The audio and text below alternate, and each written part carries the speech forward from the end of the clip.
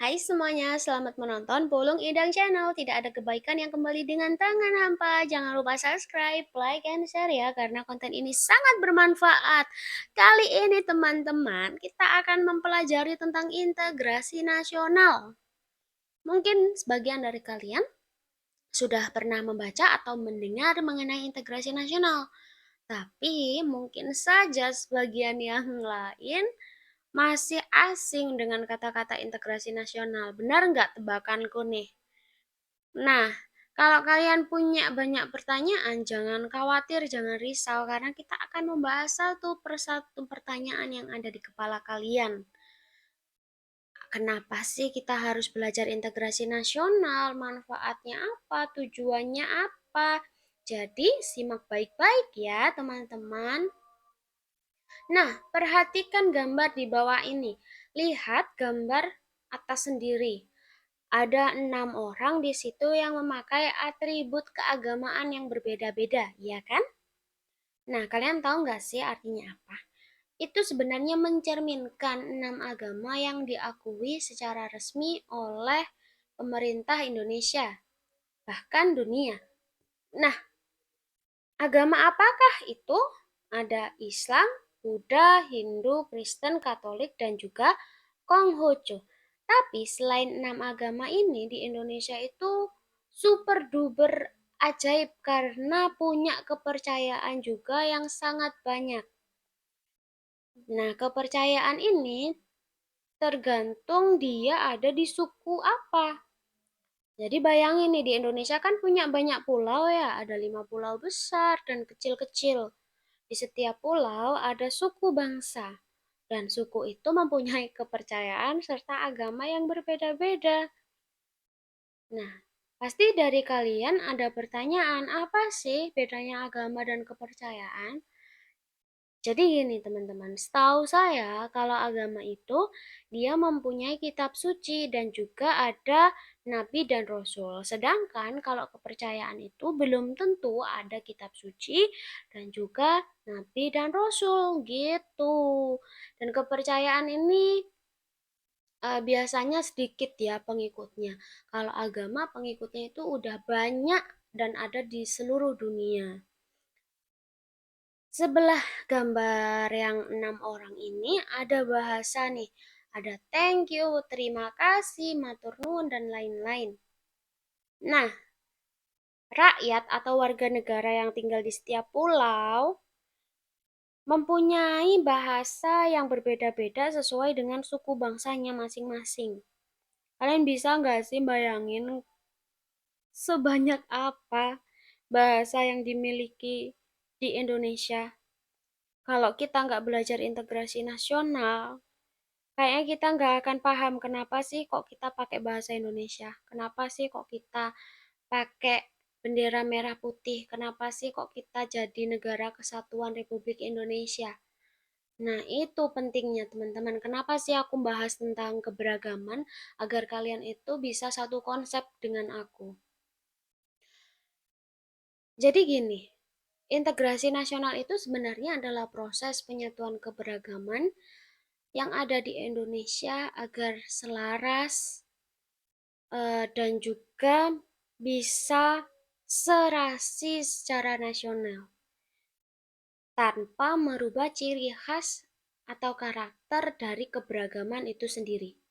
Saya ulangi ya, integrasi nasional adalah proses penyatuan keberagaman yang ada di Indonesia sehingga menciptakan keserasian atau keselarasan secara nasional tanpa merubah ciri khas atau karakter dari keberagaman itu sendiri. Nah, biar kalian lebih mudah lihat nih, ada es buah di sini. Di dalam es buah banyak banget kan buahnya.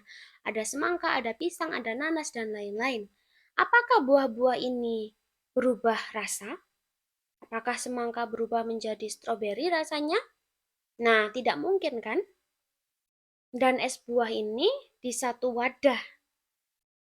Banyak sekali buah di satu wadah dan sangat nikmat. Nah, sama kayak integrasi nasional. Jadi wadahnya itu adalah negara Indonesia, sedangkan buahnya itu adalah keberagaman yang disatukan di satu wadah ini tadi. wadahnya ya negara Indonesia. Kenapa kok kita harus disatukan? Karena pertama, nanti kita akan membahas tentang faktor pendorong dan faktor penghambat. Tapi yang paling penting adalah karena kita agar bisa berkomunikasi dengan baik, tentunya untuk mencapai tujuan bangsa. Kalau kita bisa berkomunikasi dengan mudah, sudah menyatukan pandangan yang sama, pasti kita akan mencapai tujuan negara itu dengan sangat-sangat easy atau dengan mudah sekali. Seperti itu, teman-teman. Apakah kalian paham maksud saya? Kalau tidak paham, segera tulis di kolom komentar. Bilang tuh, ini kalau jelasin terlalu cepat atau nggak paham, nggak apa-apa. Nah, ini aku tulis untuk kalian agar lebih mudah ya. Jadi integrasi nasional adalah usaha atau proses menyatukan perbedaan, keberagaman yang ada di suatu negara sehingga menciptakan keserasian atau keselarasan secara nasional. Tapi ini ditambahin ya teman-teman, bahwa meskipun disatukan tidak merubah ciri khas atau karakter dari keberagaman yang ada di negara tersebut. Jadi meskipun kita disatukan oleh bahasa Indonesia untuk komunikasi, kita nggak boleh melupakan bahasa asli suku kita. Meskipun kita disatukan di negara Indonesia, bukan berarti agamanya cuma boleh satu. Nah, kita boleh aja milih agama sesuai dengan hati kita, seperti itu. Dan juga dengan adanya integrasi nasional bukan berarti kita menjadi warga negara Indonesia yang cuma ada satu ciri sebagai warga negara Indonesia, nggak kayak gitu. Tapi warga negara Indonesia itu banyak ciri khas sesuai dengan suku-suku yang ada. Jadi mudah banget kan memahami tentang integrasi nasional. Intinya kita itu bersatu untuk mencapai tujuan negara. Tapi nggak melupakan jati diri kita di mana kita berada waktu kita kecil sampai besar. Itu teman-teman. Nah, sekarang kita akan membahas mengenai faktor-faktor apa saja yang mempengaruhi. Yang pertama adalah faktor pendorong integrasi nasional. Karena kita membahas faktor pendorong, maka artinya apa sih yang mendorong itu? Berarti memudahkan untuk bersatu, gitu teman-teman. Jadi apa nih faktor pendorongnya? Yang pertama adalah faktor sejarah yang sama. Apa nih faktor sejarah yang sama? Karena gini teman-teman, kita tahu kan bahwa kita itu pernah dijajah dulunya oleh negara-negara lain. Nah, karena kita dijajah itu, kita merasa satu nasib seperjuangan. Apalagi sejak adanya Sumpah Pemuda tanggal 28 Oktober 1928, makin bersatu tuh keinginannya untuk jadi satu agar tambah kuat waktu dijajah dulu. Nah, kayak gini teman-teman, kalau kita punya rasa yang sama, pasti kita itu semakin kompak. Kalian ada nggak sih di sekolah kalian kayak kelas meeting gitu olahraga? Pasti ada ya. Nah, kalau kalian kelas meeting lomba tuh, pasti kan ada supporter nih dari kelas masing-masing. Nah, itu pasti nyemangatin kan. Kayak, wah ayo, ayo 10 IPS 1 dengan 10 MIPA 1 kayak gitu. Nah, karena kalian ini melawan orang lain, kalian merasa kesusahan untuk melawan kelas itu, kalian senang kalau menang, kalian sedih kalau kalah, rasa yang sama ini akan menyebabkan kalian itu lebih kompak ke depannya dengan anggota kelas tersebut. Sama kayak di Indonesia. Jadi rakyat-rakyat dulu, suku-suku bangsa yang dijajah itu tadi merasakan hal yang sama ketika dijajah. Oleh karena itu mereka menyatukan tujuan pengen merdeka. Karena rasanya dijajah itu ndak enak. Itu yang membuat mereka bangkit. Nah, yang kedua adalah kesepakatan bersama. Apa sih itu kesepakatan bersama? Kesepakatan bersama itu maksudnya adalah tentang proklamasi kemerdekaan. Jadi setelah mereka sadar bahwa mereka harus merdeka karena dijajah itu nggak enak, maka mereka membuat kesepakatan bersama yaitu proklamasi dan juga Pancasila serta Undang-Undang Dasar 1945 sebagai dasarnya mendirikan negara. Agar mereka lebih bersatu, maka mereka harus mempunyai sebuah bendera, lambang, simbol merah putih, serta lagu kebangsaan. Dan juga bahasa kesatuan yaitu bahasa Indonesia. Nah, kesepakatan-kesepakatan ini tidak lain tidak bukan agar mempermudah mereka sendiri agar lebih kompak dan juga semakin mudah mencapai tujuan. Lalu yang ketiga ada rasa cinta tanah air. Kenapa faktor pendorongnya rasa cinta tanah air? Karena kalau kita cinta itu kita akan melakukan apa saja untuk untuk negara ini. Sama nih kayak kita cinta ke pasangan kita. Kalau udah cinta bucin pasti mau tuh meskipun jarak rumahnya 8 kilo. Kalau udah kangen, udah cinta pengen ketemu pasti dilakoni aja atau pasti dilakukan. Nah, sama. Semakin besar rasa cinta kita ke tanah air, pasti semakin besar kita akan bisa mencapai tujuan negara tersebut untuk mengisi kemerdekaan dan menegakkannya. Lalu yang terakhir adalah rela berkorban. Jadi rasa rela berkorban ini untuk kepentingan bangsa dan negara itu sendiri. Sebagaimana dibuktikan oleh banyak pahlawan bangsa yang gugur di medan perjuangan pada waktu awal-awal dulu. Nah, kalau kalian sekarang agar bisa menunjukkan rasa rela berkorbannya, salah satunya ya itu tadi upacara bendera. Meskipun panas-panasan, nah panas-panasan kita itu tidak ada sebanding dengan pahlawan yang berjuang loh ya.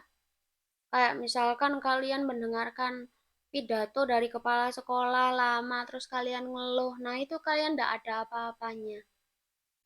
Pokok kalau kita sudah cinta tanah air, dasarnya cinta, kita melakukan salah satu bentuk apresiasi kepada pahlawan melalui upacara bendera itu sudah rela kita. Rela berkorban untuk melakukan itu. Itu teman-teman faktor-faktor pendorongnya. Jadi yang pertama adalah faktor sejarah yang sama, rasa senasib dan seperjuangan. Lalu kesepakatan bersama atau konsensus nasional dalam perwujudan proklamasi kemerdekaan, Pancasila dan Undang-Undang Dasar 1945, bendera merah putih, lagu kebangsaan Indonesia Raya, bahasa kesatuan bahasa Indonesia. Lalu cinta tanah air, sebagaimana dibuktikan perjuangan merebut, menegakkan, dan mengisi kemerdekaan, serta rasa rela berkorban, seperti yang ditunjukkan oleh pahlawan ketika gugur di medan perjuangan. Seperti itu.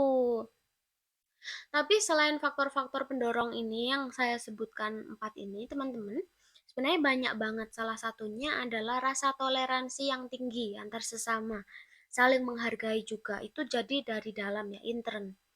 Kalau kita merasa bahwa perbedaan itu indah, meskipun kita beda sama teman lainnya, kalau kita toleransinya tinggi, pasti itu akan semakin mendorong integrasi nasional.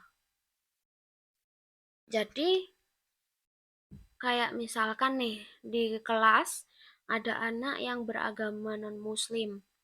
Lalu yang di kelas itu mayoritas muslim. Bukan berarti yang muslim ini merasa bahwa anak yang non-muslim ini tidak baik atau tidak perlu ditemani. Nah, ini berarti toleransinya kurang. Sifat menghargainya kurang. Kalau kita udah cinta tanah air itu harusnya kita tahu bahwa kita juga menghargai atau cinta warga negara yang berbeda dengan kita. Kalian ingin nggak sih jadi warga negara yang baik? Ingin kan jelasnya. Maka dari itu, jangan sampai ada rasis, membeda-bedakan berdasarkan suku, budaya, kulit, fisik, dan lain-lain. It's not good ya, everyone. Kalian tahu nggak sih, kalau kita itu harus memanusiakan manusia. Gimana sih cara kita memanusiakan manusia? Caranya adalah dengan cara kita tidak melakukan hal yang sebenarnya kita tidak suka diperlakukan seperti itu ke orang lain. Jadi misalkan nih saya nggak suka dibilang orang, kamu kok gendutan. Maka saya tidak akan membicarakan fisik orang di depan orangnya, atau bahkan di belakang orangnya. Jadi saya nggak akan bilang ke orang lain, kamu kok gendutan, karena saya tahu dibilang gendut itu nggak enak. Atau yang familiar deh di Indonesia, nikah. Kapan kamu nikah? Kayak gitu.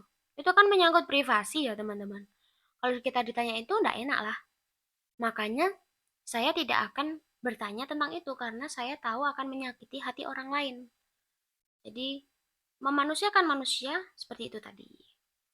Nah, sekarang teman-teman ada faktor penghambat.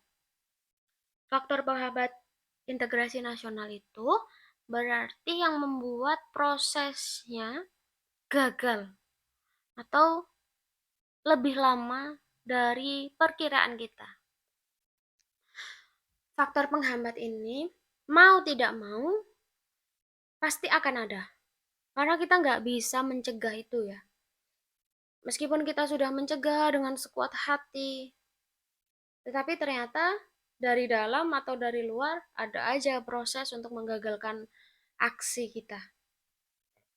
Oleh karena itu kita akan membahas nih apa aja sih faktor penghambat integrasi nasional. Yang pertama adalah keberagaman. Loh, kan tadi keberagaman itu sebenarnya istimewa. Bisa disatukan, kenapa kok jadi penghambat? Nah, kayak gini. Masyarakat Indonesia itu kan heterogen ya, karena beraneka ragam. Ada bahasa, budaya, agama, ras, dan sebagainya. Nah, perbedaan-perbedaan itu seringkali orang-orang itu tidak ada toleransi atau tidak menghargai yang lain. Merasa bahwa, oh ini punyaku beda sama mereka, jadi aku nggak mau nih gabung atau komunikasi sama orang lain selain yang dari golonganku. Nah, kayak gitu-gitu teman-teman yang enggak boleh. Karena perbedaan yang banyak itu, seringkali proses integrasi nasional itu susah untuk diwujudkan. Oleh karena itu, sejak dini PKN itu selalu ditanamkan di Indonesia. Bahkan dari kalian TK sampai kalian S1, S2, dan lain-lain, itu kalian pasti wajib belajar tentang Pancasila dan kewarganegaraan. Kenapa? Karena agar kalian itu lebih toleransi ke sesama. Lalu yang kedua itu ada etnosentrisme. Kenapa aku bahas etnosentrisme dulu? Karena ini ada hubungannya dengan keberagaman. Nah, paham etnosentrisme ini adalah bahwa beberapa suku bangsa menonjolkan kelebihan-kelebihan budayanya dan menganggap rendah budaya suku bangsa lain.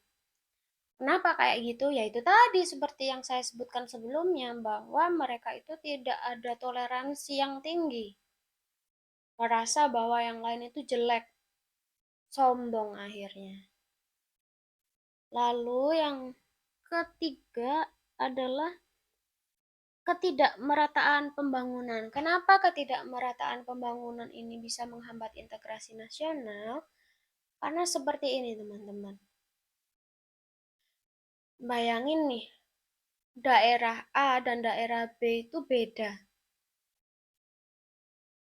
Daerahnya itu yang satu dikasih aspal, yang satu itu enggak. Susah aja, jalan aja susah. Harus melewati gunung, menuruni lembah, batu-batuan banyak banget. Nah, pasti di daerah yang B itu protes. Kok ini pemerintah ini sudah berjanji bahwa kita itu negara kesatuan Republik Indonesia. Harusnya itu kita sama. Kalau di sana di aspal, maka di sini harus di aspal kan. Nah, kayak gitu-gitu teman-teman. Pemerataan pembangunan itu membuat rakyat itu merasa pemerintah tidak adil. Akhirnya apa? Akhirnya terjadilah suatu pemberontakan. Benar sekali. Jadi kita nggak boleh tuh asal nuduh, oh pemberontakan ini kayak yang terjadi di Papua, jelek, pasti mereka tidak nasionalis. Belum tentu. Bisa aja karena mereka itu tidak puas atas kinerja dari pemerintah. Mereka merasa tidak adil pemerintah ini. Jadi ketidakmerataan pembangunan itu penting banget. Lalu yang terakhir adalah ancaman negara. Apa sih ancaman negara itu?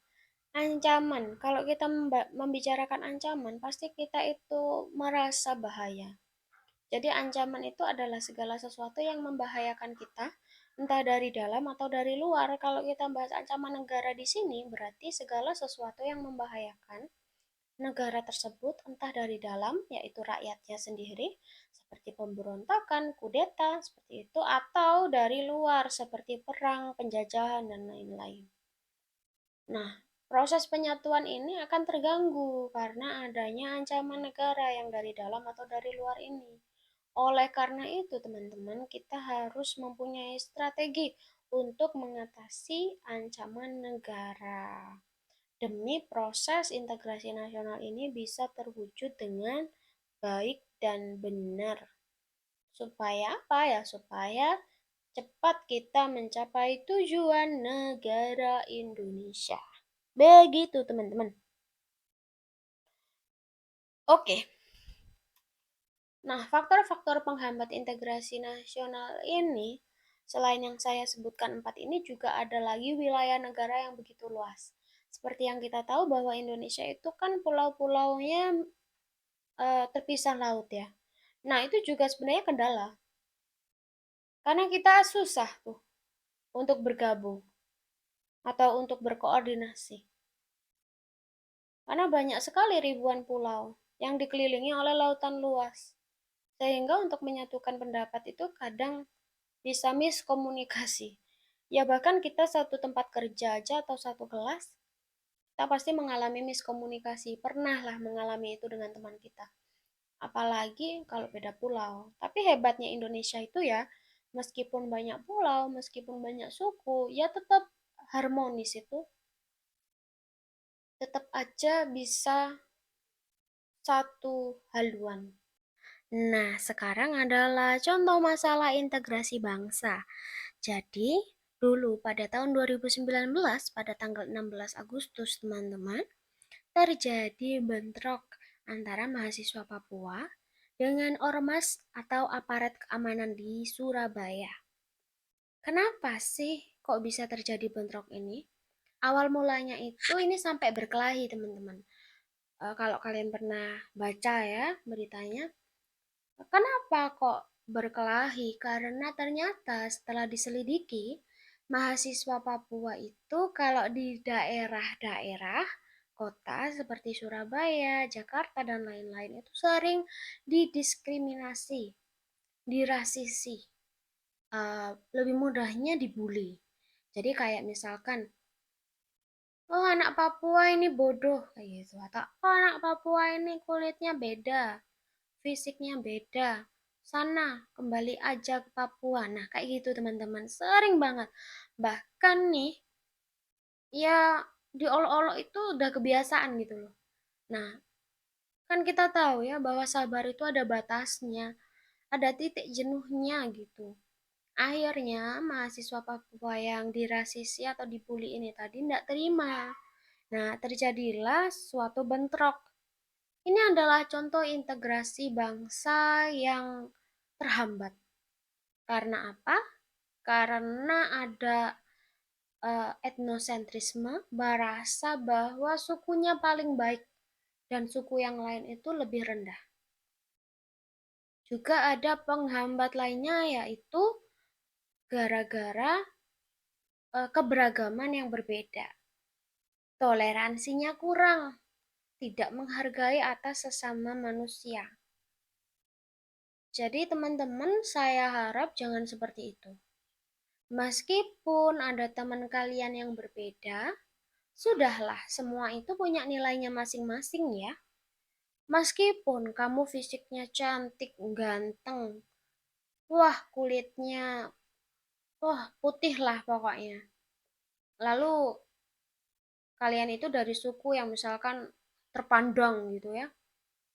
Jangan sombong, karena kita itu enggak tahu loh nilainya orang itu dari apa.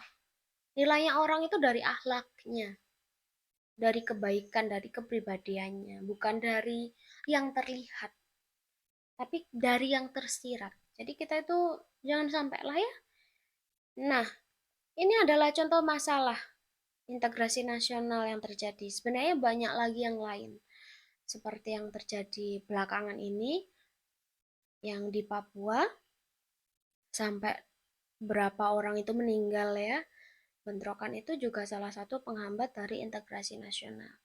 Tapi Bu Putri nggak mau membahas tentang itu, karena itu terlalu berat. Dan aku pingin kalian itu paham gitu loh. Yang penting dikit aja nggak apa-apa, yang penting kalian paham. Nah, di sini teman-teman lihatlah, di sini tertulis 2.398 kasus diskriminasi dari tahun 2012 sampai 2022. Sebanyak itu, bahwa diberitakan melalui Kompas, melalui Yayasan Deni JA mencatat selama 14 tahun setelah masa reformasi setidaknya ada 2.398 kasus kekerasan yang terjadi di Indonesia. Dari jumlah kasus tersebut sebanyak 65% berlatar belakang agama, sementara sisanya kekerasan etnik sekitar 20%, kekerasan gender sebanyak 15%, dan kekerasan seksual ada 5%. Jadi di sini ada banyak sekali, dan yang paling besar itu adalah agama. Jadi agama itu hal yang riskan untuk dibicarakan. Karena kalau kita sudah percaya, ya kita nggak bisa diganggu. Kalau kita sudah tahu kayak gitu, kita tidak boleh mengganggu agama orang lain. Terkadang orang-orang yang fanatik terhadap agama akan menganggap bahwa agama lain itu tidak benar. Ya, it's okay sebenarnya jika itu uh, di dalam hati saja membicarakannya, tidak perlu diutarakan ke orang yang berbeda agama dengan kita. Ya pokok besarin toleransi dan menghargai itu, wis. Kalau kita sebagai umat Islam, pasti kita tahu agamamu, agamamu, agamaku, agamaku. Meskipun agama kita berbeda, kita tetap bisa tinggal di lingkungan yang sama. Kayak gitu. Dari kasus ini, sebanyak 239, jangan sampai nambah lagi. Mulai dari kita, mulai dari kamu, mari kita berubah lebih saling toleransi dan menghargai. Oke? Apa sih solusinya terhadap uh, yang terjadi kasus-kasus diskriminasi dan lain-lain? Menurut kalian apa sih solusinya, teman-teman? Ya, benar sekali. Jadi solusinya itu sebenarnya dari dalam diri kita sendiri. Kalau kita sebagai manusia terus menanamkan welas asih, rasa cinta terhadap sesama, menganggap semua itu saudara, tidak mungkin terjadi perpecahan atau diskriminasi. Karena kalau kita saudara ya, karena kalau kita cinta, kita tidak mungkin menyakiti orang lain loh. Jadi jangan sampai kita menganggap orang lain ini tidak baik. Jangan sampai kita itu bernegatif thinking sebelum mengenal orang itu lebih jauh. Apalagi hanya judge by cover, hanya lihat luarnya aja. Kita nggak boleh kayak gitu. Jadi intinya itu solusinya ya dari dalam diri kita sendiri. Itu yang pertama. Lalu solusi yang kedua adalah pemerintah harus memberikan hukum yang lebih tegas lagi. Karena kalau kita lihat hukum di Indonesia itu kurang tegas memang. Karena pasal-pasalnya itu selalu ada pasal tambahan. Sehingga menyebabkan pelaku itu tidak jera. Seperti nih kayak korupsi ya. Korupsi itu kan sebenarnya bisa menyebabkan ketidakmerataan pembangunan. Nah, sedangkan pasal tentang korupsi ini tidak tegas. Misalkan dihukum selama 15 tahun dengan syarat ketentuan yang berlaku. Nah, ini nih yang susah itu di sini.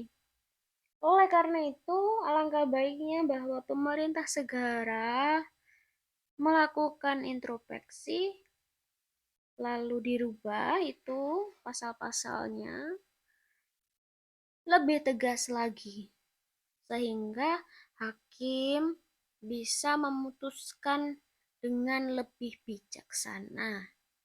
Seperti itu. Kalau pelaku sudah dihukum secara setimpal, maka yang lain itu tidak akan melakukan hal yang sama.